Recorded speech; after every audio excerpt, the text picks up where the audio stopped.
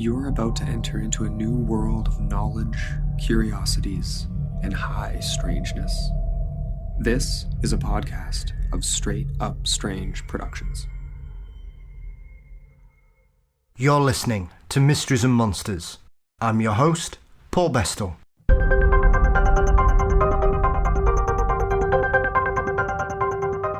Welcome back to Mysteries and Monsters. This week, I'm delighted to be joined by the British paranormal investigator and author Ruth Roper Wylde to discuss several spooky cases from across this haunted isle. Ruth has now written 4 books looking at cases across the length and breadth of the British Isles, and I have to say, her work is refreshingly down to earth. Ruth's diligent research reminds me of the excellent books written by both Peter Underwood and John and Anne Spencer. Ruth's investigations have put to bed many urban myths, but it has also uncovered hundreds of cases previously unknown from all over the United Kingdom. We discuss some cases that Ruth has investigated, including the mystery ghost car that led to the discovery of a skeleton, an alleged headless ghost who clearly isn't the ghost everyone thought it was, ghostly hitchhikers, an up-to-date report that she received only last month, a couple of overly haunted English villagers, and Ruth's personal encounter with a menacing, shadowy figure on a lonely road. A big thank you to Ruth for joining me for this week's show. Don't forget, I need your ghost stories for the upcoming Halloween show. So if you have a spooky encounter you wish to share with me, anonymously if you wish, please drop me a line titling your email Ghost Story to mysteriesandmonsters@gmail.com.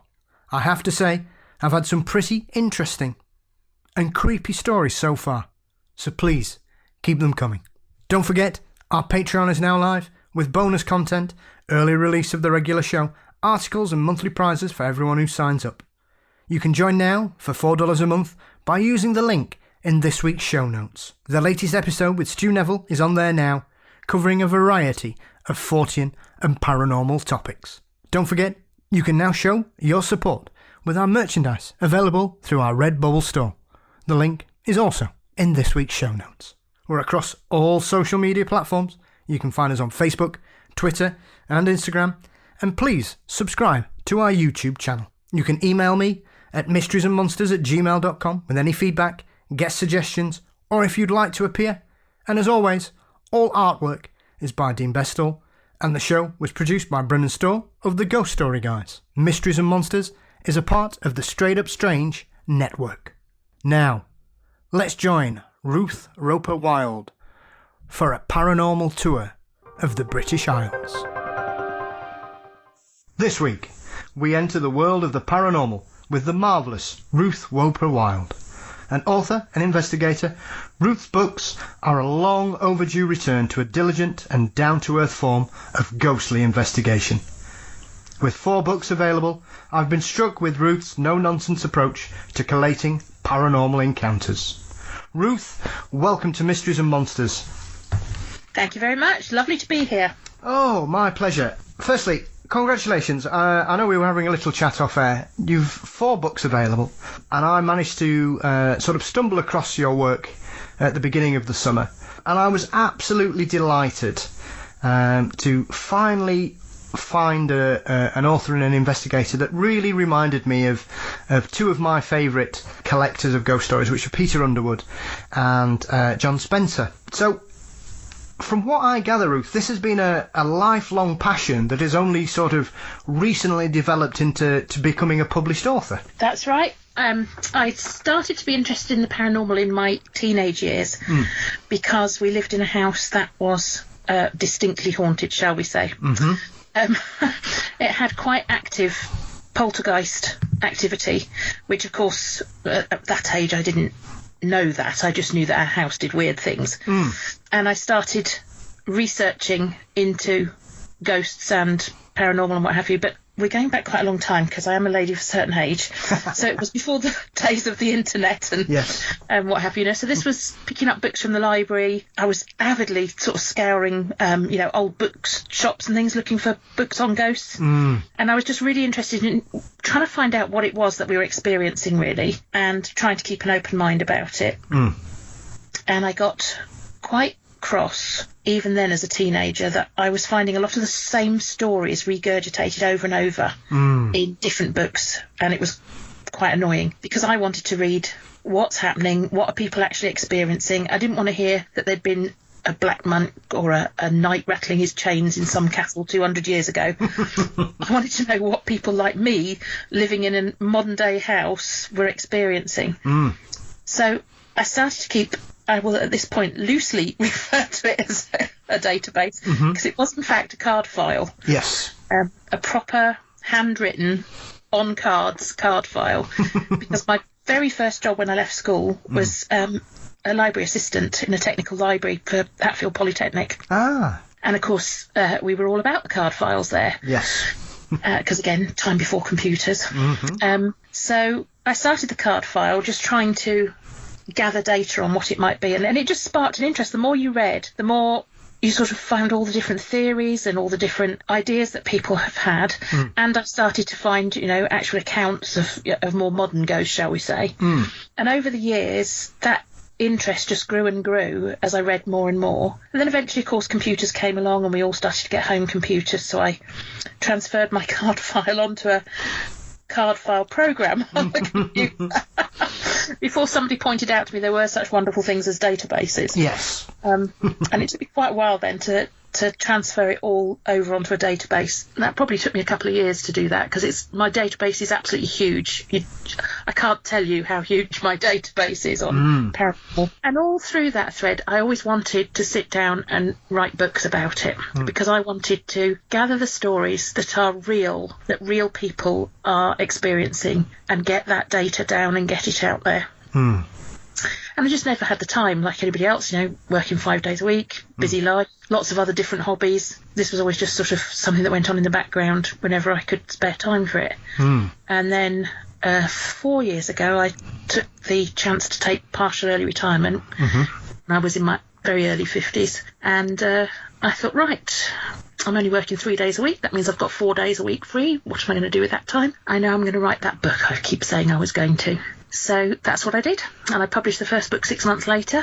And then I've published one a year ever since. It takes me about a year to write each one I've discovered. So I'll probably do it quicker if I pull my finger out more often. But I've now down to just 2 days a week with the real job, as it were. Now I've got 5 days a week for the ghost books, so that's good. Well, and I think that's all benefit for ourselves as well, Ruth. It's very interesting as well, because there's clearly an evolution in how you've started, because I know obviously it's one of those things that I think a lot of people who love the paranormal or the weird, perhaps if they have a particular passion that excites them, especially Ruth, that they always dream of writing a book. And I've spoken to a couple of people recently who seem to have written the books I wish I'd written. Not in the fact that I'm jealous, but it seems that they've written a book that I've been yearning to get. And I know you yourself, you started off with quite a standard career in regards to how you launch your book, because I think your first book, The Ghosts of Marston Vale, is basically a local area book. Yes. So because my database was so huge and I had no idea how you go about publishing books, I thought I'd better start with something manageable. So I decided to concentrate on the ones just around here. And I thought I'd give it a go, trying to find if I could interview witnesses, get people's actual own stories to go alongside the myths and legends that you can find in any area, especially in the UK. Just every single spot of the UK has got a legend or a local myth or a local story or whatever. So I just went out on social media and put cards up in the shop windows, so anybody willing to talk to me about their ghosts, and quite quickly got quite a strange reputation around the village. There's that weird woman who keeps asking everybody about their ghosts. Just started to gather that data, which, here we go again, making the database even bigger. And just collated it all. It's quite a small book, Ghosts of Marston Vale, because it was literally, let's figure out how to do this. And the advice I got at the time was it was very difficult to break into, having an actual publisher publish your books. Yes. So I decided to go down the independent publishing route.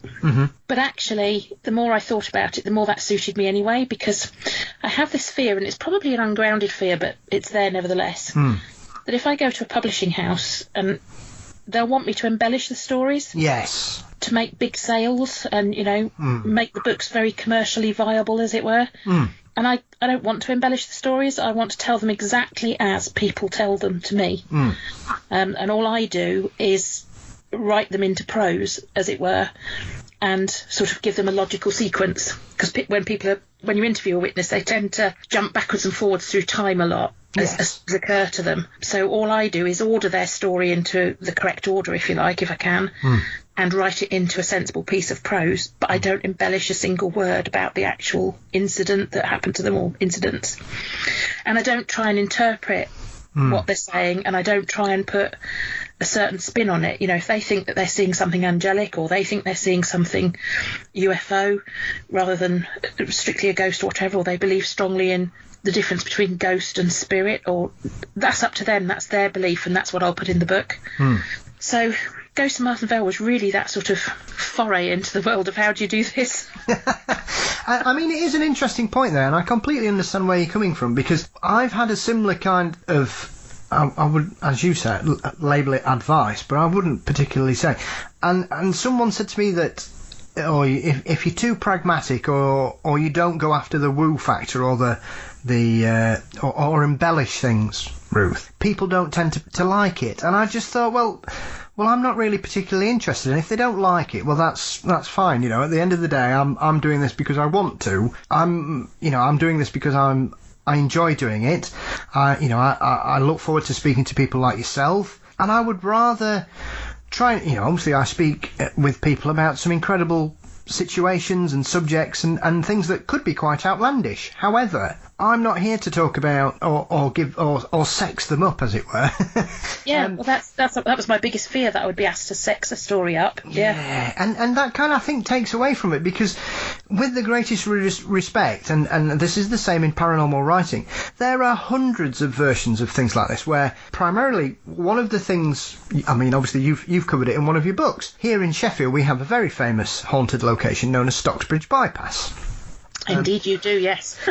Which I have been to, and I have investigated myself, and I have spoken to the primary witnesses from the original encounter.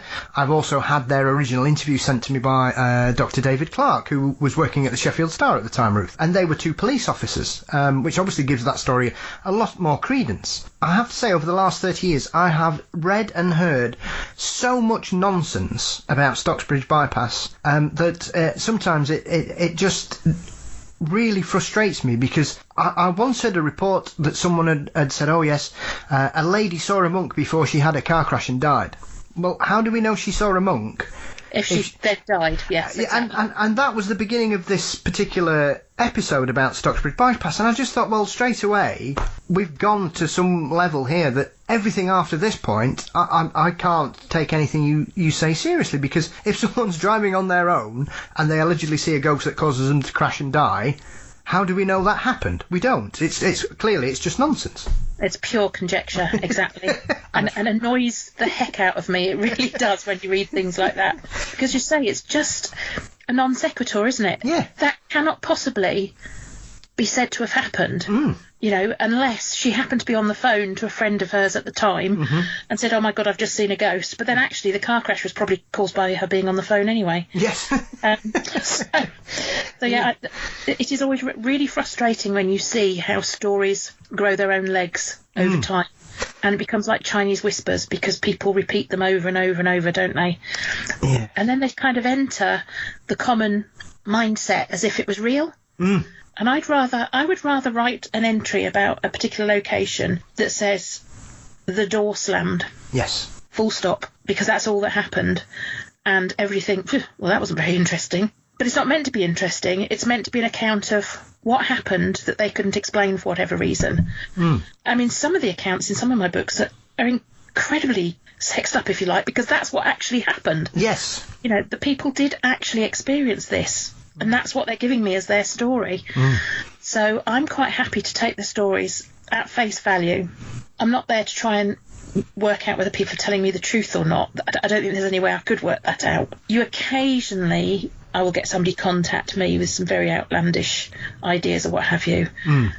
And I tend to not include those if I think there really is something odd about what they're trying to tell me. Yes. But mostly, I'll interview a witness, and if the story is about the paranormal that will fit into one of my books rather than a subject matter that I'm not covering, then I'll put it in the book. Simple as that. Yeah. Yeah, and then I'll go out and try and find out whether anybody else has had some sort of experience in the same location. And that's where my endless fascination comes in, is trying to find the correlations. What struck me about your work is the second book I believe you did, which was the Almanac, I believe. Yeah. Was it? Yeah, that's right. Which is a fantastic idea, Ruth, and I cannot believe that nobody had published anything of that nature before, because it's a certain part of the paranormal that I've always been fascinated with, where we have ghosts that appear on a certain date for whatever reason. And I was struck when I got hold of your book, and I just thought, this is such a wonderfully simple idea that I cannot believe that no one has done it to this level before, because it's been crying out for that kind of thing, because we often come across collections of the paranormal or ghosts, Ruth, where there are these famous stories of certain ghosts appearing on anniversaries of tragic events, or Christmas Eve always seems to be a good one, or summer solstice, or things like that. So it was wonderful to actually see a first collection of ghostly encounters that occur on certain dates brought out in such a way. I thought it was a fantastic idea. I'm really glad you enjoyed that one, actually, because it's out of the four, it's probably my least favourite, to be honest. Strangely, one, I've always slightly regretted calling it the Almanac, British Ghosts, because I knew what I meant when I called it Almanac, but quite a lot of people have asked me what the word almanac means, which kind of defeats the object. So, it is literally what it says it is. It's a calendar of the ghosts that haunt supposedly on one night of the year, and it's laid out like a calendar, so month by month. And my idea when writing it was, if you were a ghost hunter and you had this coming Saturday night free, which is October the whatever, can't work it out quick enough, you would be able to look it up in the book and see, right, on that date in October, the best place to get to try and see a ghost would be wherever. And that was kind of my theory in writing the book, was that it could be used as a sort of reference guide for other ghost hunters, other ghost investigators. The difficulty is that in writing it, what I actually pretty much discovered, I think, is that most of those stories are an awful lot of urban myth and not much meat behind them. I found a few where there was definite paranormal activity still going on, but mostly it's a lot of myth and legend and no current sightings. And quite a few, astonishingly, and I found this slightly annoying as well, that they get called anniversary ghosts when there's only an account of somebody ever seeing it once. Yes. So you can't very well say that it appears on the anniversary every year if it only did it once. Well, I think it's one of those things, Ruth. It's like whenever anybody sees a ghost in a royal palace, it's usually Anne Boleyn, and I'm thinking, well, how do you know that's Anne Boleyn? Exactly. and the other thing is, you get a lot of people will say very confidently, I've seen a picture of Anne Boleyn, or I saw a ghost and it was in Victorian dress, or it was a Civil War soldier because it was wearing the uniform.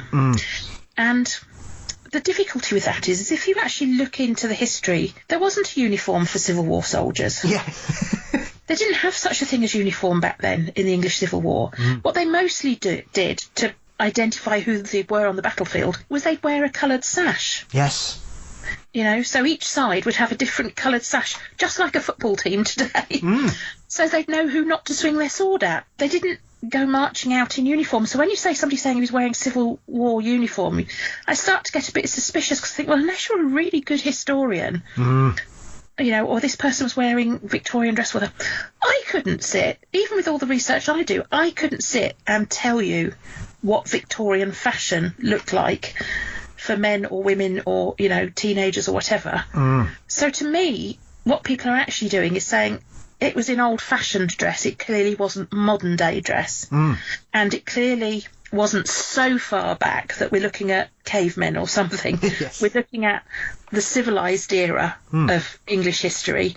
But beyond that, there are several centuries where you'd have to be a proper fashion historian to be able to tell the difference as to where, which period somebody came from. And then that belies the whole, well, you say you've just seen Anne Boleyn. How do you know? How do you know what she even looked like? And plus as well, if you do ever, if the listeners ever do choose to read Almanac, you'll notice that poor old Anne Boleyn's ghost is so flipping busy. Yes. There are some nights of the year where she would literally have to have some kind of time machine to flip from one location to the other and make all her appearances, poor girl. It is. It's one of those things that's always I've found fascinating, is that certain historical characters are seen in numerous locations. Anne Boleyn is a prime example. I know we're laughing about it, but there are hundreds of them where it just seems to be a particular ghost is prescribed to a person, and that's it. Doesn't matter what it looks like, where it is. If it's got a royal connection, it's usually one of Henry VIII's wives, or even Henry VIII himself. It is peculiar how these things become so ingrained in popular culture, I think, Ruth, that as you say, I think they tend to stop actually becoming historical events or actually ghostly happenings, and tend to start to become an urban myth or an urban legend, that it's just so repeated that people don't see these things. They just go, oh yes, well, it's supposed to be this. See, I think that it's partially to do with the whole sex the story up thing, because a lot of the stories to do with royalty or very well-known figures from our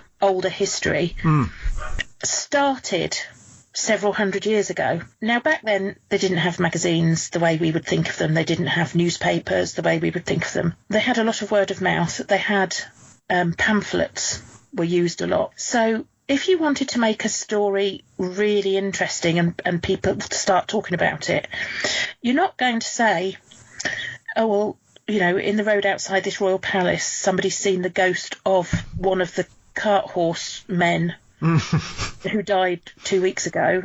Because people are kind of going to read it and then forget it because it's not interesting. But if you say that, well, that was possibly a highwayman, or it was one of the actual royal family that they saw, suddenly it becomes a very sexy story, and it's going to get repeated and it's going to get told. And I think there's an element of that very strongly in the way those stories grow. But when you strip that back down again, if you sort of flip that coin and look at it the other way round, I still wonder whether at the basis of all those stories was an actual paranormal occurrence. It's just that the story got sexed up, but it doesn't take away from the fact that just because you're in some ancient palace or whatever it might be, one of these really old buildings, and somebody sees the ghost of a lady swish past in a long crinoline gown or whatever, so they say, oh, that must be Anne Boleyn, and you get that whole story. It doesn't take away from the fact that somebody still saw a ghost of a lady in a dress from a bygone era. And it's that sort of fascination for me that, well, is that still haunting? Let's forget worrying about who it is. Let's worry about whether you could go along there and set up a camera and sit and wait and do a proper investigation and actually catch some evidence of that paranormal occurrence. So even when I was writing an almanac, even though I got a bit disappointed about how few are anything but urban myth, there's still that feeling of, I think there might be something at the back of it somewhere. Unless you're in Norfolk and it's any of the Norfolk ones that were written by Charles Sampson, and in that case, forget it. Yes. Yes. I was going to say there are a couple of authors whose reputation does, essentially, they are just complete works of fiction. Yes. Yes. And they've entered the British psyche, as it were, as repeated ghost stories. But when you look back at them, there is literally no evidence behind them, except the one author writing a story. And you think, well, to me, that suggests it might just be a fiction story that's entered the common consciousness. Absolutely, and it is interesting. I mean, that's one of the things that struck me about your work as well, Ruth, is that if you come across these stories and you find you can't corroborate them at all, because you not only try to pin down witnesses or people that may have had an experience in a particular area, you are looking into the historical record and trying to see if you can find some actual evidence of these events, because I know when you were on The Unexplained with Howard Hughes a few months ago, you were discussing a wonderful story about an alleged lady that had been decapitated in a certain lane. That's right, yeah. And this story had gone on for the best part of 3 centuries. However, there is absolutely no evidence that this event actually occurred, is there? No, none whatsoever. And in actual fact, the lady that they attribute that ghost to, the ghost is supposed to be the ghost of one of the lady snags who allegedly was riding pell-mell down that lane on her horse, trying to get home, it's sort of midnight or whatever, before her husband realised that she'd been out seeing her lover. And in riding down the lane at high speed, she didn't notice that some robbers had strung a rope across the lane, rode into it at full pelt, and it decapitated her as she went through it. They obviously robbed the body, and she was found the next morning. That's the legend. The trouble is that the lady snag that it's almost certainly going to be referring to, because she's the one that is an effigy in the local church, and she's the one that everybody round here, when they talk about Lord and Lady Snag, it's that particular lady out of the whole family over the centuries. She died in her 80s as a dowager. Yes. So she cannot possibly, well, I say she cannot possibly, but I mean, hat off to her if she was. Galloping down a horse at midnight, having, had a visit with her illicit lover at 80-odd years old. Yeah, good for her, yes. Good for her, yeah. But, inherently very, very unlikely.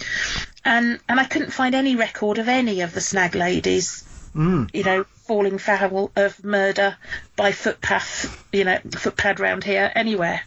So, just a legend. But I did find a couple of instances where people have had something akin to the spirit of a horse galloping around there. Yeah. So, again, that makes me think, people sex the story up and put a lovely legend with it.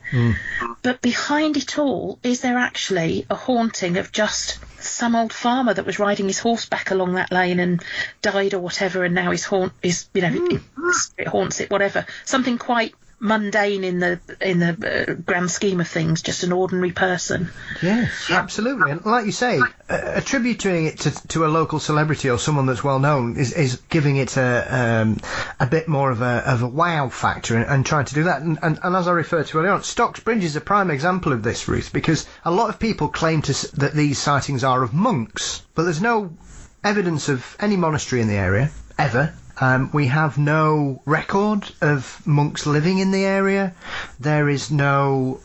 I think the nearest abbey is 15 miles away. It's not an area that was known as an area of pilgrimage or anything like that, or anything in particular. And when the original incident occurred with the police officers, they actually described seeing someone in old-fashioned dress, and a lot of the original witnesses described seeing somebody in old-fashioned dress. Now this story is, it's a lovelorn monk who was killed. But there's no evidence for any of that. So I completely see those parallels. But it's frustrating sometimes, because that seems to happen quite a lot when we look at these stories. When you start to really dig into them, there seems to have been, whether it was because we had a massive fascination of ghost stories that exploded in the mid-19th century, Ruth, and at that point, is that where we started to see these legends take on a different light? I think there's been an increase of the way legends are sexed up, if you like, for sure. But I think it was happening all along, to be honest, because I think, like I was mentioning earlier, if you're going to write a pamphlet and try and get it distributed in the Middle Ages, you're going to make it as sexy as possible, aren't you, to get people to read it. And I think human nature, we do it now with celebrities, don't we? We do it with the way the media writes about things, and it's kind of second nature to boast almost about any event. And when you add that into the paranormal, and you can make something even more scary by making it a monk who, and he was lovelorn, rather than just there's a spirit on there that was, wearing old-fashioned clothes. It's all about sexing it up so people will read it, but it's not interesting to me to read. If I want to read fiction, I'll go and read something from the fiction category. And I love reading fiction, don't get me wrong. Yes. I love a good story. But if I want to read about the paranormal, I want to read what people are actually experiencing. So that's where I try and pare it down, and where I'm so careful when I go out looking for witnesses, not to try and influence what I'm looking for. So obviously, if you mention certain locations, like the Stocksbridge bypass, so many people have heard of it, they'll know what you're looking for. Yes. But other places, I found maybe one account and I'm trying to verify it. So I'll go out on social media and say, has anybody had an experience with the paranormal along this road or in this building or along this street or whatever? And then just see what comes back. And I won't try and tell them because there's a legend of, a weeping girl or a headless horse or whatever. I would just, has anybody had an experience with the paranormal, and just see what people come back with. And then I get really fascinated when I get correlations from that.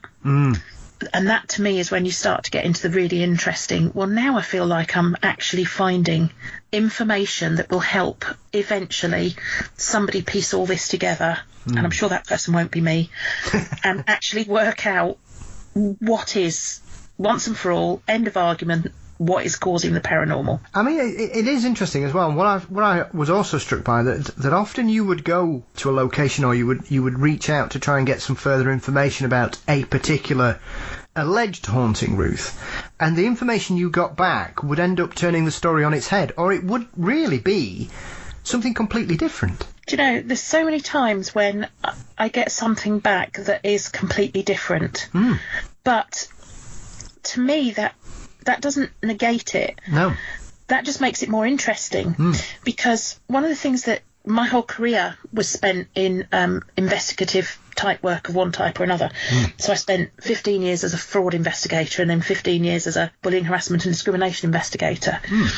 And one of the things you're trained very quickly on when you're doing witness interviews is that people will remember things differently, and will very quickly, their memory will be influenced by anybody saying anything to them or talking to other witnesses. They'll start to try and align their stories, not in any malicious way. It's just human nature to try and align tales and align information. So the fact that you get people in a particular location giving a different version of something they've seen, I think is really more to do with what their own personal belief system is, or what their own cultural background is, or what their own interest in reading about and listening to is. So if you've got somebody who is very interested in aliens, and UFOs and so on, if they see a mysterious light travelling through a wood, they're going to think UFO. And they're going to start thinking alien landing, alien contact, all that sort of thought. They're going to go into a sort of Rendlesham Forest's mindset. If that person witnessing that light travelling through the woods believes in fairies and the little folk, they're going to think they're seeing maybe the Wild Hunt, or perhaps a fairy procession or something along those lines. If you've got somebody who believes in ghosts much more strongly, they're going to think they're seeing the ghost holding a lantern or something. They're going to interpret what they're looking at with their own mindset, and that doesn't negate that they're actually seeing something. It just means they're interpreting it differently. Or it could mean, there's another thing that I often sit and think about when I puzzle over these late at night. Is it a case of the paranormal presents itself however it wants to? So there's something that happens in a location and it just presents differently depending on who's looking at it. A bit like a chameleon. Yes. So yes, I send myself down all sorts of rabbit holes like that when I sit and think about the stories I get. And this is why I never try to be the one who sets limits on what the stories might be. My only parameter is I absolutely know that paranormal phenomena occurs. I've seen it, I've heard it, I've witnessed it, I've lived with it. I've interviewed so many people who have had it touch their lives in one way or another. You just can't doubt that it's out there. But the big question is what's causing it? Is it the human mind does it?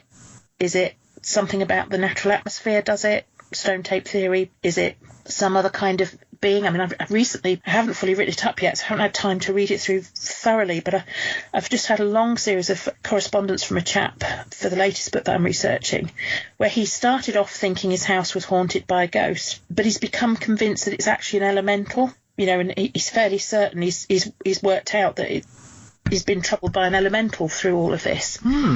So that's another really interesting twist on what's going on and so on. So one day somebody will pick up a book like mine with all the data, and they'll put it together with all the other data, and they'll work it out. And I should be very glad when that person does it. Well, it is. I think it's one of those aspects to it, Ruth, as well, because I've often been struck that we have certain locations where there are well-known alleged hauntings that some people will say, oh, you can bet your mortgage on that something strange will happen whilst you're in this location, or it will happen on, within a certain period of time, whatever.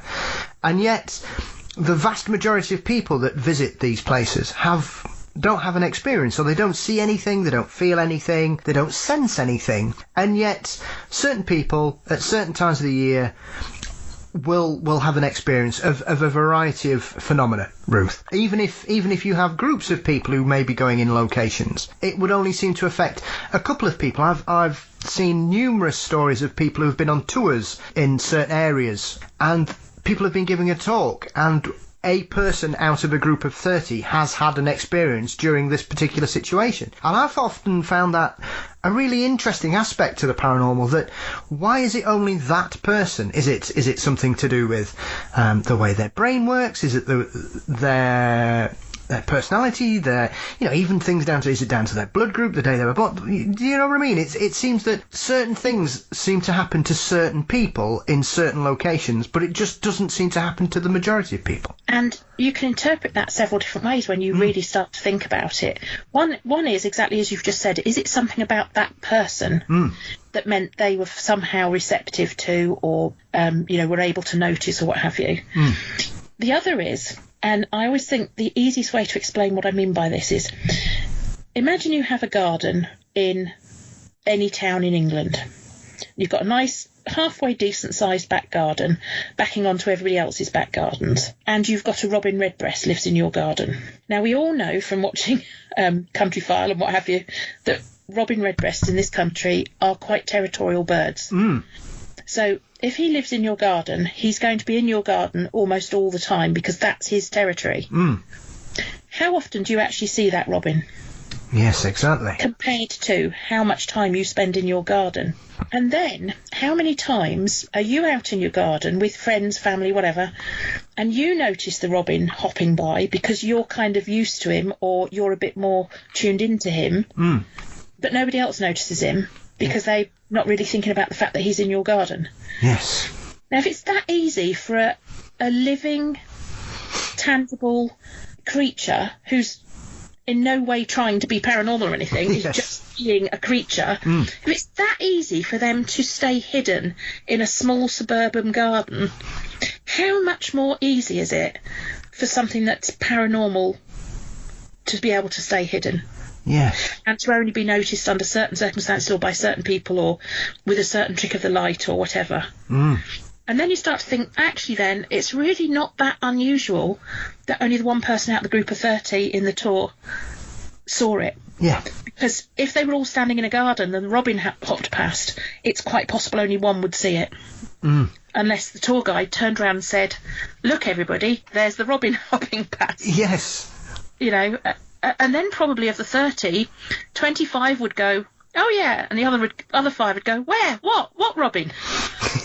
They would fly away before they saw it. And that's with a real living thing. So when you get into the paranormal, and it kind of amplifies that effect, doesn't it? And I really think there's something behind that it's not just about the type of people that see it, but it's something about how in tune with our surroundings we are, and whether we're expecting something. I get so many stories of people who, when they first were looking at whatever it was, they didn't realise it was anything paranormal until it did something weird, like disappear right in front of them. Yes.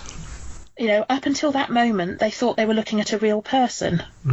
Which means, how many times do any of us walk down a street or whatever, or drive past somebody in our cars, and because they don't catch our attention fully, we don't then notice that they actually just disappear as we drive past them or whatever. And quite honestly, if you think about that one too much, you'll get like me and scared of driving home alone at night on your own.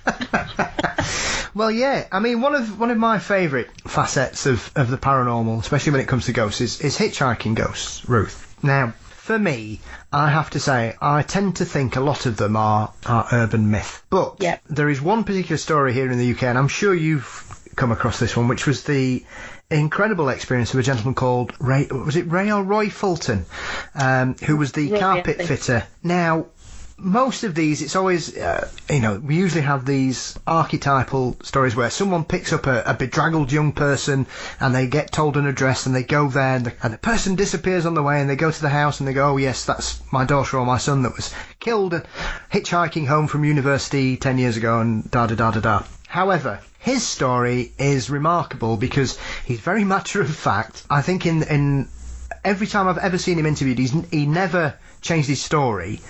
And it was the fact that he was so convinced he'd pick somebody up, he offered him a cigarette. Yes. And it was at that point that it vanished.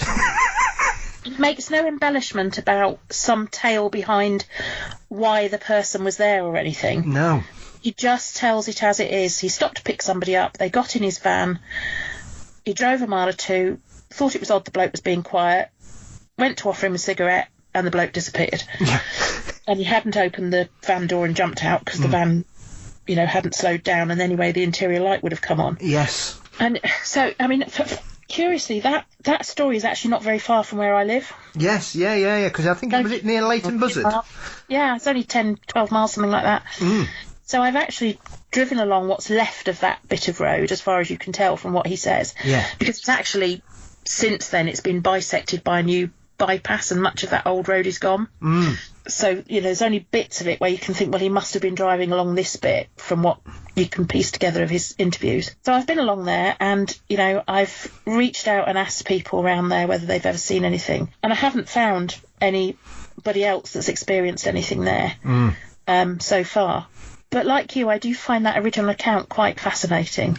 It is. So, it's definitely a story of its time as well, Ruth, because I remember the first time I saw him, I think he was on Arthur C. Clarke.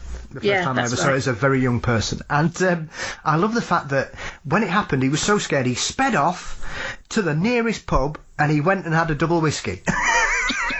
Because that's what you need to do when you've had a shock and you're driving, is have some alcohol. I mean, that is not, that essentially is a story that could only have happened in the 1970s, I think. Absolutely. So is that something that you've, because I think they're one of those things, because I spoke to a gentleman last year, Dr. Rob Gandy, who collects road ghost stories. It's his thing. He loves these stories of these disembodied spirits hanging around the roadways and byways of Britain. Is that something you think has become more prevalent in the modern era, Ruth, in your experience and the stories you've stumbled across? Because obviously a hitchhiking ghost can only it's quite a modern phenomenon, I would suggest. It is. I do know of some older that you could almost call hitchhiking, except they're... You see, if you think about it, the old headless highwayman ghost is kind of that era's equivalent. Every road had its haunted highwayman type tale or its coach and horses type tale. These days, you get the person stumbling along the road or the hitchhiker type tale. In one particular case, you get the disappearing car. Yes. And then they found out when they actually went, the police were called that night, and when they went and searched, they found the car down the embankment with the dead person in it that had been there for a year. Yes. Can't for the life of me remember quite where that was somewhere in Surrey. Yes, that's a very frightening case. It really is, and it's completely true. It is absolutely true that on that particular night, a number of motorists phoned frantically into the police saying they'd just seen a car careen off this fast bit of dual carriageway and down an embankment. So, of course, the police rushed out to the scene and tried to find it, and they couldn't find any sign of crash or, vegetation being knocked down or anything. So they just kind of widened their search because they'd had so many calls. They thought there must be something. And they actually, deep in the undergrowth, down the embankment by the side of the dual carriageway, they found a car and a skeleton. And it turned out to be this chap that had been reported missing a year earlier. And the search for him had never looked in that area because he wasn't expected to be in that area. He was from London. Yeah. So, when he was reported as missing, he was missing in London, not in Surrey. So at some point on the night that he went missing, he must have driven out of London, nobody knows why, had some sort of crash again, nobody knows why, the car had gone down this embankment, and there it had lain undetected for all this time because it was in such thick undergrowth. And they were actually able to say that he didn't die instantly because the skeleton was a little way away from the car where he'd obviously crawled out of the car. And yet, you know, died alone. And then somehow, sometime later, that scene replayed itself enough for several motorists to see the car. Yeah. Yeah, I just think, honestly, when I was writing Roadmap of British Ghosts, all the people I spoke to and all the different accounts and the dozens and dozens and dozens of accounts there are in that one, I have literally, and I'm not exaggerating, I have become quite nervous about driving on my own at night. And it didn't used to be. Yes. Especially because near here, just about 2-3 miles up the road, we've got a very, very active full apparition haunting on one of the lanes. And I've now got several accounts of it, and I saw the damn thing last year. And that's going to be in the next book. And I am ashamed as a ghost investigator to say this, I have not yet plucked up the courage to go down that road on my own after dark again, since the only time I will now drive down it is if I've got somebody with me in the car, because it was just so creepy.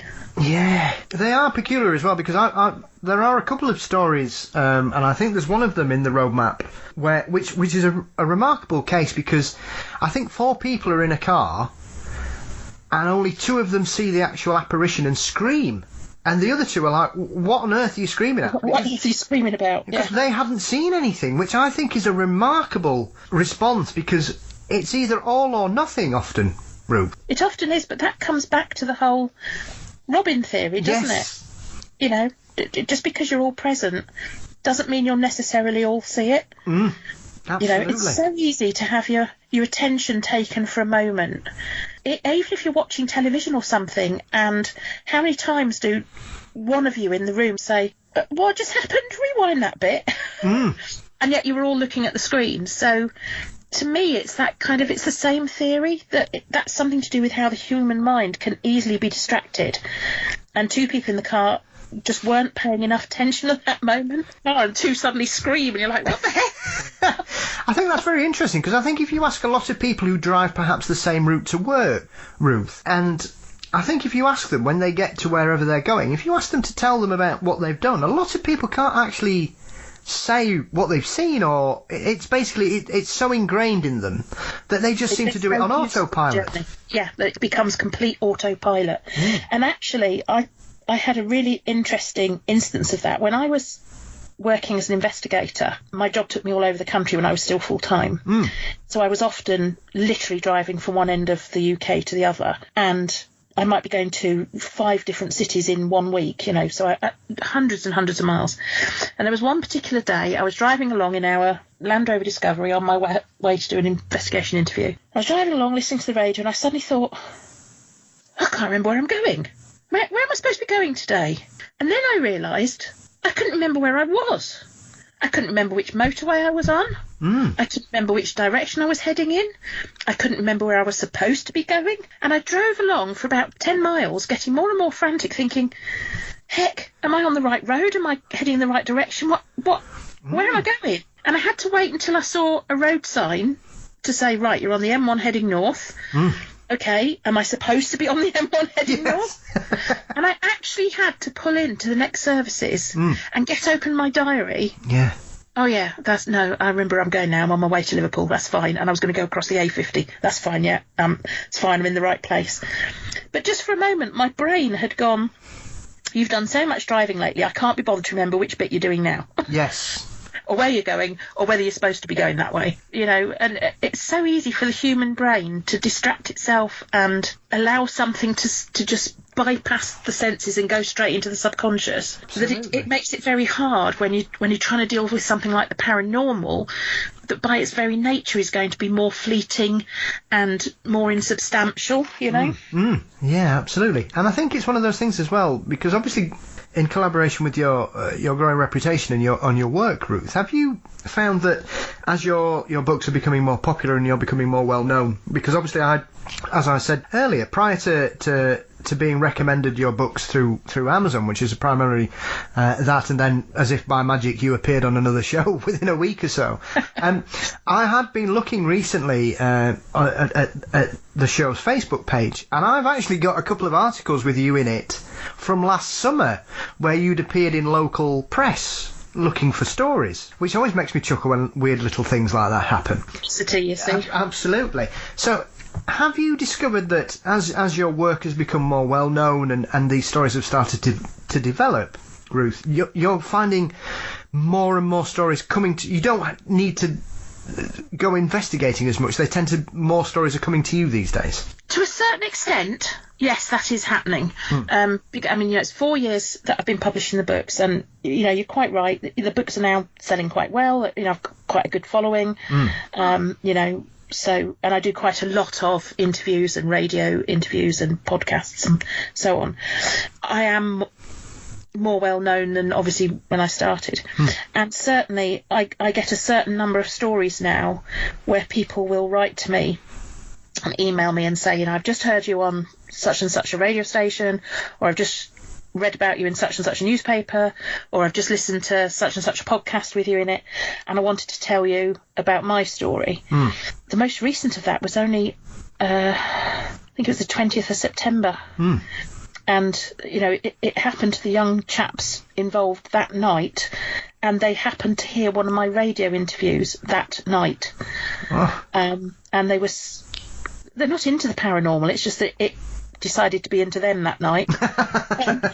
And then they happened to hear me on a late night radio station, being interviewed about paranormal. So they reached out to try and find out whether anybody else had experienced anything along that stretch of road. Unfortunately, it's not on my database. I haven't got anybody else along there.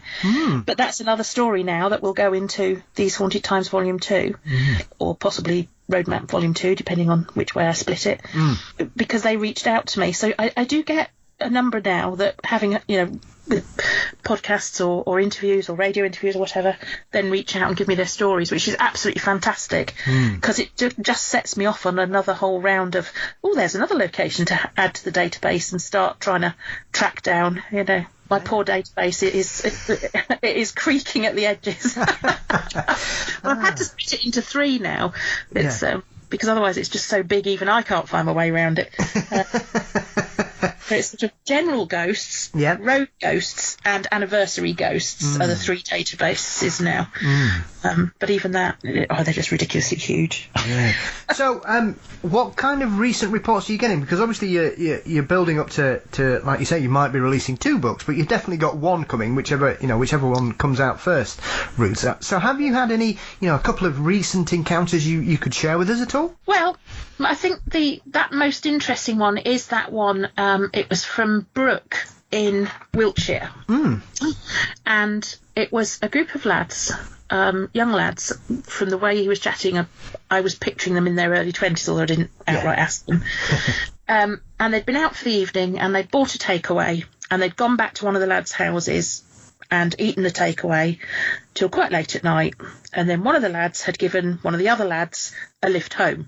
Had given him a lift home, and then returned to the house where they were all gathered at, because he was the only one that was sober and was able to drive, and this lad he had to give a lift home to needed to get home for work the next morning, because this was a Sunday night. On the way home from dropping the friend off back to the house where all the other lads were, he was driving down, I think it's called Brokenwood Road, or Brokerwood Road, just near Brooke in Wiltshire, when all of a sudden, and literally with no warning, right in front of his car was a lady wearing what he thought was a nightdress, so a long white gown of some description, who appeared to have blood on her face. And he literally didn't have any time to slow the car. He hit the brakes, but she was so close in front of the car when he saw her, the car just passed straight through her.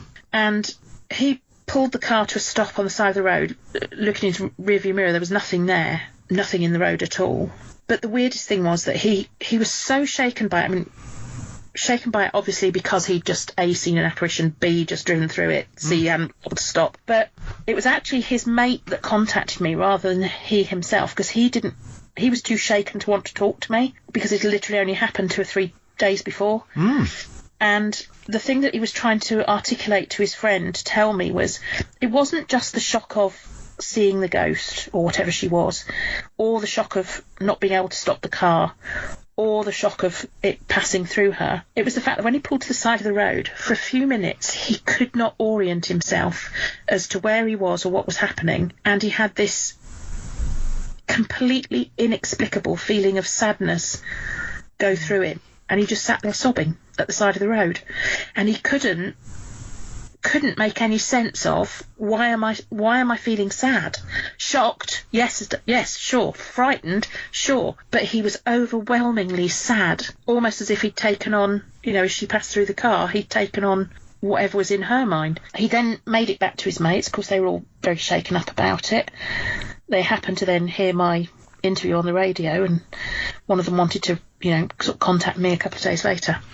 The lad that it happened to had then driven back to the location the following day on the Monday to try and see whether he could account for it in some way. Was there some kind of optical illusion or whatever that had fooled him, but he couldn't see anything that could account for it, apart from the fact he noticed a bit of cloth in the road that he thought looked like it had blood stains on it.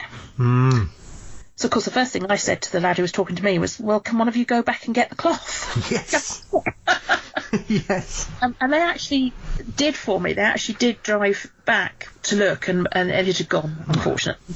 They were able to sort of message me back about half an hour later to know we've just been, it's not there anymore. So we will never now know whether there would have been some evidence that we could actually pick up and examine. But yeah, so that was literally... It could not get any hotter off the press than that account, because it had literally only happened a couple of nights before. Blimey. I mean, that is incredible as well, because it's always interesting when you come across such a response like that. But to have such a deeply emotional response to the event, as you say, yes, obviously it could be shocked and a little bit shaken up. And I think anybody that's had the misfortune of having a car accident or being involved in even a prang, it's surprising how you can be shaken up by it, Ruth. Yeah. But to have that much of an emotional response where really nothing's happened, essentially, he's, nobody's been hurt, the car hasn't been damaged. He's simply had an experience that has completely bewildered him, that it's caused him to have such an emotional breakdown in response to it. Yeah, and he was trying to explain to his friend that he couldn't explain where those feelings were coming from, almost as if they weren't his feelings. Yeah. He was feeling shocked, of course, but this overwhelming sadness, he'd got no reason to be feeling that. Yeah. So, yeah, very bizarre one. I should be trying to find out if anybody else has had an experience along there. You never know. Yes, well, stranger things have happened. I mean, is it often as well, Ruth? Have you been surprised sometimes when you've appeared on local radio or a particular show or an interview? Have you ever been surprised at a certain area where perhaps you didn't expect there to be as big a response as you may have considered? Do you know, I get that quite a lot, actually. I did one just recently. It started off in response to a newspaper article down in Wiltshire, which interestingly was how that radio interview came about, because they read the newspaper article. But I'd had a post out about a particular location in Wiltshire. Somebody had responded and said, oh, we've just seen an article about you. I don't know about that ghost that you're asking about, but I've had this experience in Blandford Forum, which is a small town in Wiltshire, as many people know. Yes. So, of course, I went out looking for correlations of that, and what I found was loads and loads of people got back in touch who all along clustered around the high street area in all different properties, but all clustered in the same area. They were all having paranormal experiences along the couple of streets that sort of radiate out from the town centre. And almost all of them were happening in the upstairs floors of the buildings, which is just bizarre. And several of them were a definitely female presence, so whether they're linked or not, who knows. Just fascinating to think, well, that's an incredibly active town centre. Yes, very much. Are they terraced houses, Ruth? Is it something where special properties? It's all the shops and what have you along the streets radiating out from the market square. And it's in the upstairs rooms, that are the sort of offices or the storage or whatever, depending on what the shop below is. Or in one case, it's a pub, and these are the upstairs rooms, bedrooms. It's a hotel cum pub. So I can't quite remember off the top of my head how, but I ended up with like 5 or 6 different properties, all within a few hundred yards of each other, with paranormal activity in them, current paranormal activity, or fairly or recent within the last decade. So it astonishes me how often I find pockets like that where you go out with one and you get lots of people writing back and saying, well, not that property, but the one 2 doors down, well, not that street, but the street that backs onto it.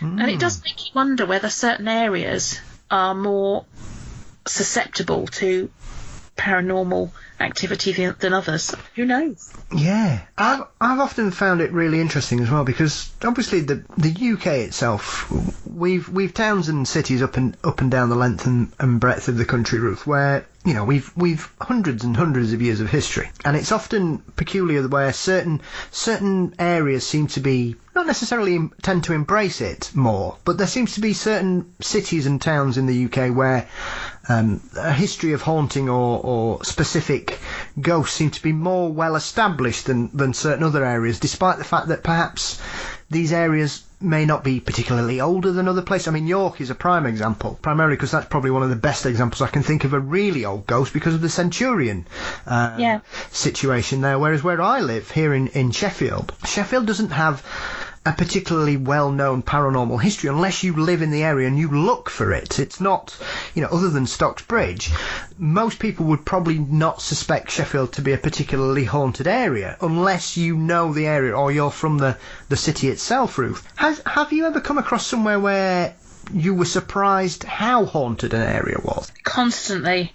That I couldn't even just pick out one that I would say that about. Honestly, I remember, just to give an example, there's a small little village called Whitwell in Hertfordshire, and it really is a small little village.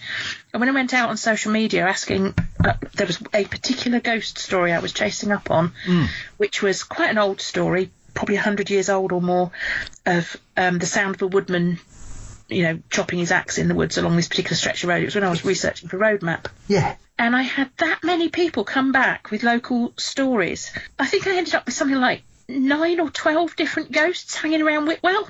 Oh. And this village is tiny, really tiny. Yeah. Like, I actually wrote back to them on social media and said, I'm surprised any of you dare leave your houses at night. You must be having to push your way through the throngs of ghosts. Oh, goodness. So what's going on there then, Ruth? Well, I'd have to get, I end up with so many stories. I have trouble remembering them without going back to my own books to look for them. But I do remember one of them was a lady frying fish, because that always stuck in my head. Wow. There's a ghost of a lady sitting at the side of the road frying fish in a pan. I mean, just absolutely bizarre. But that one did stick in my head. But another one was Great Wakering in Essex. That was another one that came back with just so many stories of paranormal occurrences. And again, the one I was chasing down was quite a small little story. And I just came back with so many properties on the high street were haunted. So yeah, I mean, whether once a paranormal hotspot occurs, it kind of feeds on itself or something. I don't know. I really don't know. And that is unusual, because I think famously now, I'm trying to remember, is it Plumley that used to claim to be the most haunted village in Britain? Is it Plumley? No. Where they got, it's a fairly small village, but they claim to have about 13 ghosts or something that live. Yes. I know the one you mean. It does begin PLU. Pluckley. That's it. Pluckley, not Plumley. Something's on the tip of your tongue. Yeah. Apologies to anybody who lives in a village called Plumley. I didn't mean to scare anybody. No, we're not doing it now. But yeah, Pluckley is one of those examples, because I've actually been to Pluckley, and that's one of those places that it isn't particularly large. I think it's a mile from end to end, if that. Yeah. And that used to claim to have at least 13 very different ghosts as well, Ruth. Yes. They're not all the same, because sometimes you might think, oh well, it's always a green lady or a white lady or a monk or something like that. And they got, I think one of the strangest ones they got there was a jockey. because I think there's a racecourse training centre near there, and people would often see a jockey in his colours crossing the road and walking straight through a wall. Astonishing, isn't it?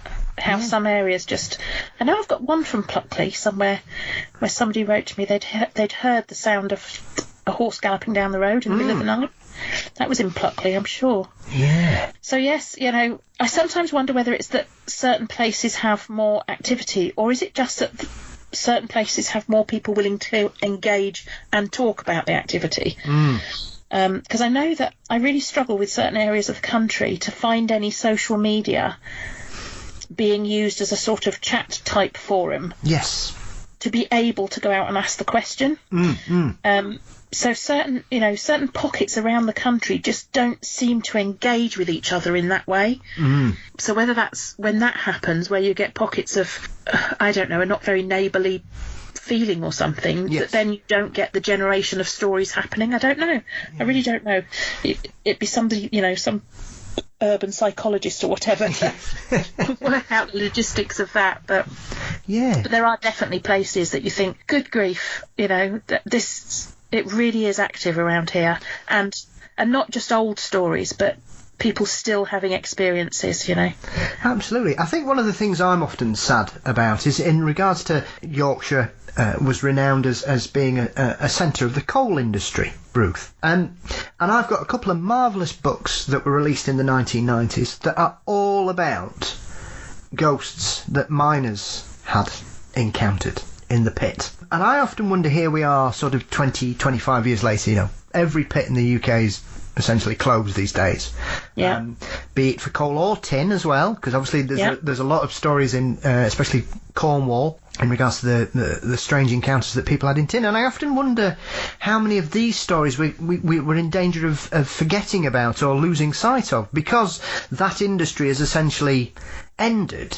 It often makes me wonder, could we look at things like shipbuilding, because obviously there used to be some wonderful old stories about the ghosts of in shipbuilding and things like that as well, Ruth. Is that something you've kind of come across, or do you think that we really need to kind of keep an eye on what has been reported in case we lose these stories? It's one of the things that in collecting the data that I do feels important to me, to collect the data and get it recorded. So, with writing the books, I wanted to have it put down for posterity. Right, here are the accounts for this village, this road, this building, this whatever, that were current up to the point I published this book, so that you've got it down in record. Because you're quite right, if you talk about something like ghosts down the mines, for example, just because the people aren't going down the mines anymore because they're shut, are the ghosts still down there? Yes. And that's a fascinating thought in its own right, isn't it?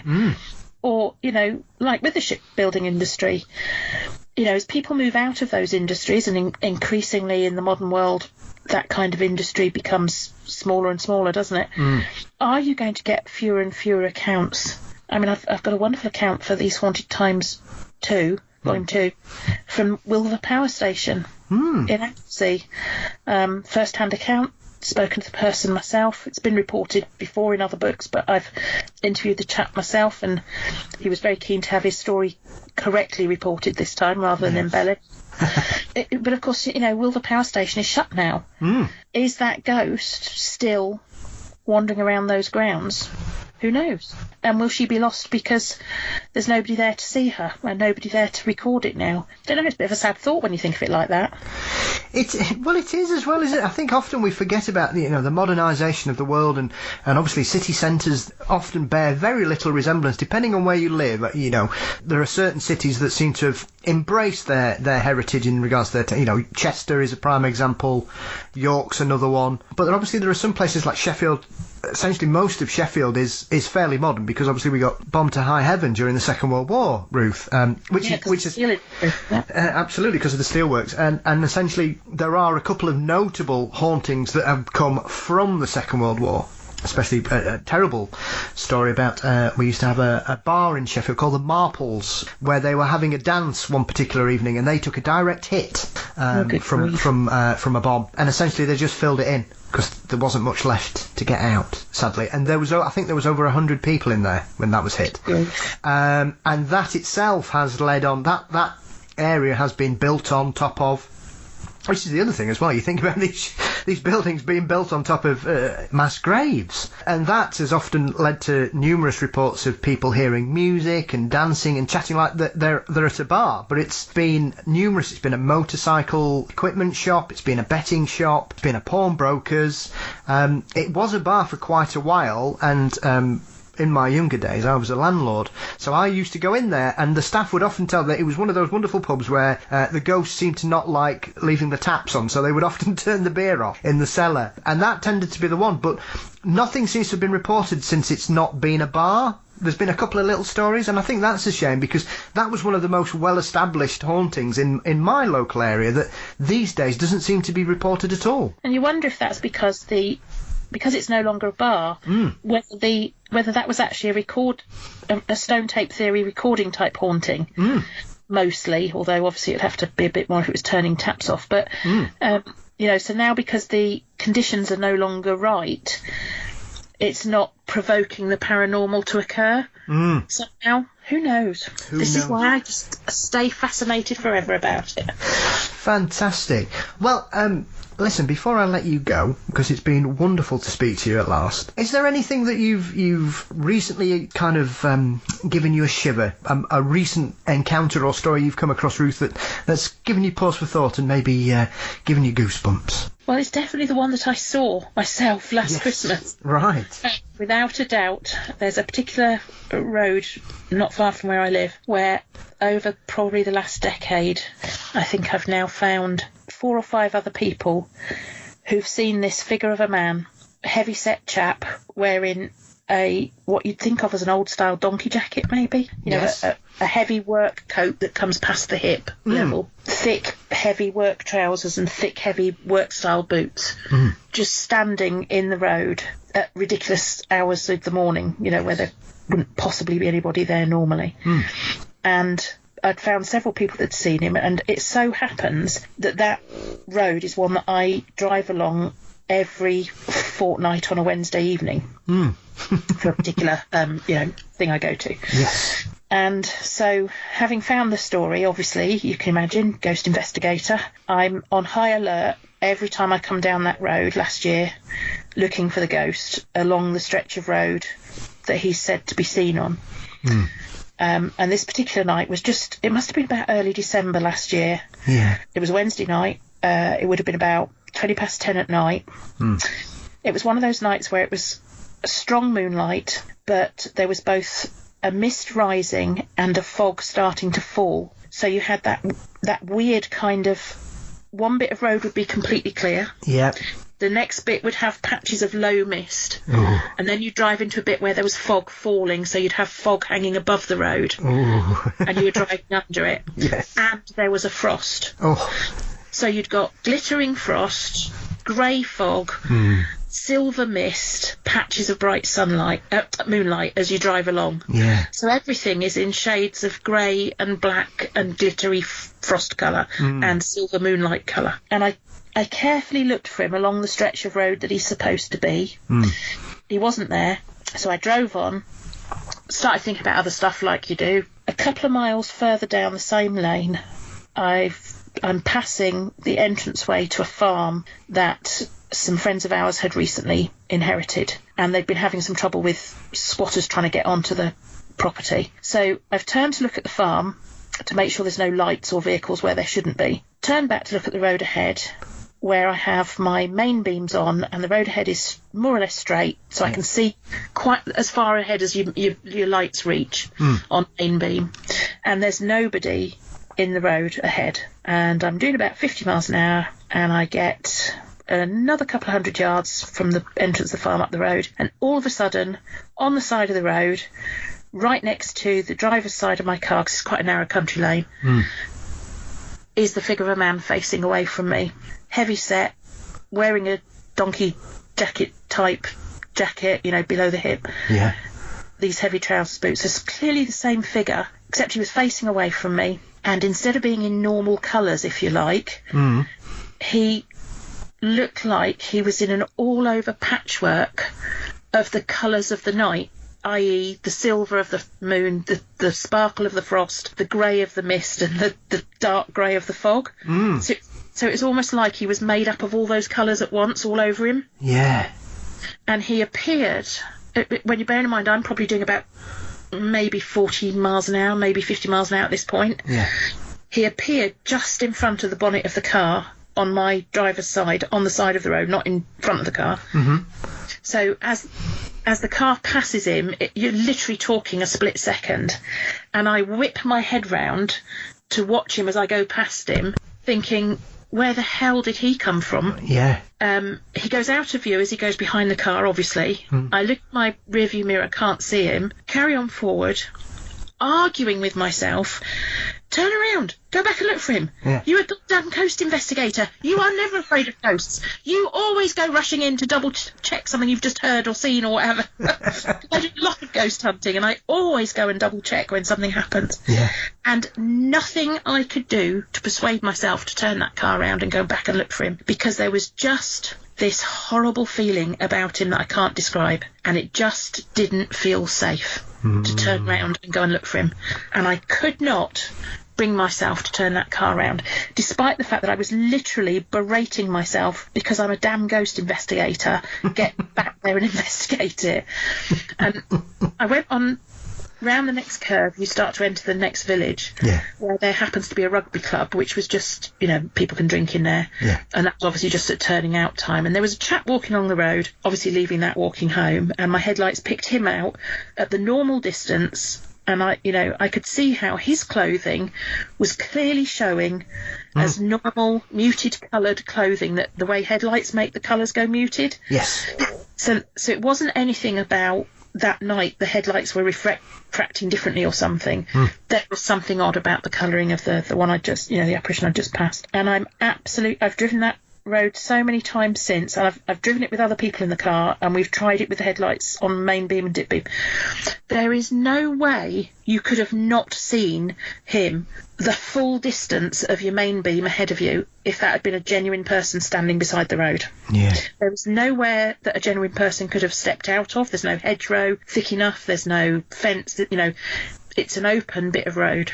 So how did he come to appear literally in front of my car and not be seen the full length of my headlights ahead?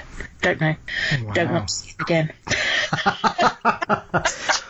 Well, I mean, and that alone shows your diligence there, Ruth, because you've gone down there several times. You've tried to explain it. You've tried it, different lighting, high beam, low beam, obviously with other people, clearly trying to recreate it. I suspect probably to put your mind at rest more than anything. I just wish I'd had the guts to turn around. It's so unlike me, honestly. If you saw me doing an investigation usually and something goes bang, or you hear a voice on the EVP or whatever it might be, I'm straight back in that room trying to see it again. Yes. On my own, in the dark, don't mind, not scared. But there was something about that. I could not turn that car round. It just... There was something very, very wrong feeling about the figure somehow. So, yeah, there you go. Fabulous. Well, thank you for scaring us there. Yeah, drive down the road tonight on your own if you dare. Oh, well, I don't think we can better that today. So listen, Ruth, thank you so much for joining me today. It's been a real pleasure. Like I say, I've been wanting to speak to you for quite a while. I wish you all the very best with your burgeoning career. It's delightful to find an author who's as down to earth and as pragmatic as yourself in regards to the way you investigate and collect these stories. So where can everybody keep up to date and find your work, and if they've got a story to share, how can they get hold of you? The simplest way is by email. So my email address for anybody wanting to write to me is wa-1400@outlook.com. And you can connect with me by Twitter, Facebook, LinkedIn, Pinterest, just by typing in Ruth Roper Wylde, with the Wylde spelt the way I do, which is WYLDE. So you can connect me with it through any of those media, and you can find the books on Amazon. So just and actually quite a few other bookstores now. So if you just type in Ruth Roper Wylde into Google, it'll bring it up for you as to where you want to choose to buy the books from. But Amazon is probably your cheapest. Yes, fabulous. And I'll make sure I put links to everything in the show notes for anybody that wants to pick it up later on, and your email address as well, Ruth, if they need to send you any more scary encounters or give you some more food for thought. So thank you so much for joining me today. It's been a real pleasure. I look forward to your next release, and hopefully we will get a chance to speak to you again sometime. Hope so, Paul. It's been really fun. My pleasure. You take care. You too.